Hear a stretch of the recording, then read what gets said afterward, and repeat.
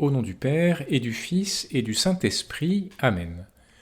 Mon Seigneur et mon Dieu, je crois fermement que tu es ici, que tu me vois, que tu m'entends. Je t'adore avec profonde révérence. Je te demande le pardon de mes péchés et la grâce de faire avec profit ce moment de prière. Ma Mère Immaculée, Saint Joseph, mon Père et Seigneur, mon ange gardien, intercédez pour moi. Depuis lundi, début de l'octave de Pâques, on contemple chaque jour dans l'évangile de la messe les apparitions de Jésus ressuscité. Hier, c'était les disciples d'Emmaüs dans l'évangile de Saint Luc, et aujourd'hui, on lit ce qui vient juste après ce récit dans le même évangile. Après avoir reconnu Jésus à table, les deux disciples, tout joyeux, ont oublié leur fatigue et sont retournés dans la nuit à Jérusalem. Et là, ils ont retrouvé les autres dans la chambre haute, dont les portes étaient verrouillées par crainte des Juifs, nous dit saint Jean. Et puis c'est le début du passage de la messe d'aujourd'hui. Les disciples qui rentraient d'Emmaüs racontaient aux 11 apôtres et à leurs compagnons ce qui s'était passé sur la route et comment le Seigneur s'était fait reconnaître par eux à la fraction du pain. Alors on imagine l'intensité du dialogue, on imagine les questions, les exclamations enthousiastes. Et c'est le moment, Seigneur, que tu choisis pour intervenir. Comme il parlait encore, lui-même fut présent au milieu d'eux et leur dit « La paix soit avec vous ». Alors, la paix soit avec vous, c'était la salutation habituelle des Juifs, mais là, on voit bien qu'elle a une force exceptionnelle, unique. Et pourtant, saint Luc écrit « Saisi de frayeur et de crainte, ils croyaient voir un esprit ». On se souvient qu'ils avaient eu la même réaction sur le lac de Tibériade quand Jésus était venu vers eux en marchant sur les eaux. Ils avaient été terrorisés en croyant voir un esprit, un fantôme, quelque chose qui n'est pas réel. Alors, du coup, Seigneur, tu essayes de les rassurer. Pourquoi êtes-vous bouleversés et pourquoi ces pensées qui surgissent dans votre cœur ? Voyez mes mains et mes pieds, c'est bien moi. Tu leur montres tes mains et tes pieds pour qu'ils voient la trace des clous. Mais c'est vrai que ça ne suffit pas parce qu'un esprit peut se rendre visible. Alors tu rajoutes « Touchez-moi, regardez, un esprit n'a pas de chair ni d'eau, comme vous constatez que j'en ai. » Après cette parole, il leur montra ses mains et ses pieds. Saint Augustin commente « Que vos mains vous persuadent si vos yeux mentent. » Parce que c'est vrai, toucher, c'est plus concret, c'est matériel, c'est tactile. Ils peuvent expérimenter directement, concrètement, ta présence, Seigneur. Et on voit que tu insistes sur le fait que tu es bien le même que celui qu'ils ont vu sur la croix. Le ressuscité, c'est bien le crucifié. C'est pas quelqu'un d'autre, c'est bien moi, dit Jésus. Et donc, la résurrection reste marquée par la crucifixion. Elle n'efface pas la crucifixion. Les pères de l'Église ont bien souligné que Jésus garde les marques des clous au ciel. Ces marques sont le sceau que l'amour est imprimé à jamais sur ton corps, Seigneur, sur tes mains, tes pieds, dans ton côté, avec la marque du coup de lance. Donc les signes de ton amour pour nous restent visibles pour toujours au ciel. Bien sûr, les plaies ne saignent plus, mais elles continuent de nous dire la même chose que ce qu'elles exprimaient sur la croix. On comprend ainsi que le message de la résurrection, c'est pas de dire qu'il n'y a plus de croix, plus de souffrance. C'est plutôt de nous dire que les souffrances peuvent désormais être vécues en union avec Jésus. C'est vrai qu'aujourd'hui, on a tendance à éviter toute marque de souffrance. Tout ce qui fait penser à la mort est soigneusement occulté dans l'espace public, comme aussi, par exemple, tout ce qui peut faire penser au handicap, quel qu'il soit. Les parents d'enfants handicapés pourraient témoigner longuement sur les regards désapprobateurs dont ils sont gratifiés chaque jour. Mais Seigneur, les marques de ta passion nous rappellent que ton amour pour nous est plus fort que toutes les difficultés qui peuvent se présenter, y compris plus fort que la mort elle-même.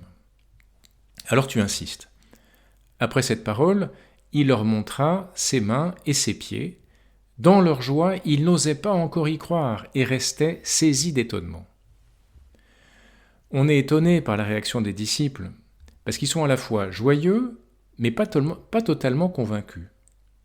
Alors Jésus ajoute « Avez-vous quelque chose à manger ?» Ils lui présentèrent une part de poisson grillé qu'il prit et mangea devant eux. Alors bien sûr, un esprit, ça ne mange pas, et donc c'est bien toi, Seigneur, qui étais là. Cela étant, tout reste assez mystérieux, parce que Seigneur, si ton corps est aussi réel et concret, alors comment es-tu passé à travers la porte qui était verrouillée ? Et puis, pourquoi les 11 ont-ils eu tant de difficultés à te reconnaître ? Ça, c'est des questions qui ont occupé les théologiens. Et certains parlent d'une sorte d'état intermédiaire. Ça n'est pas encore le corps glorieux dans la gloire du ciel, parce que Jésus n'est pas encore remonté au ciel, mais on voit bien que ce n'est pas non plus son corps humain d'avant la résurrection. C'est bien Jésus, mais son corps n'a plus tout à fait le même rapport à la réalité. C'est un état intermédiaire. Du coup, il est difficile de le reconnaître. Pour le reconnaître, les yeux de la chair ne suffisent pas, on a besoin de la foi. Et de fait, la difficulté pour reconnaître Jésus était plus liée au cœur des 11 qu'à l'apparence de Jésus. Saint Léon le Grand, un pape du 5e siècle, a cette formule « Ils doutèrent pour que nous ne doutions pas ». Il fallait que certains touchent Jésus pour pouvoir témoigner ensuite.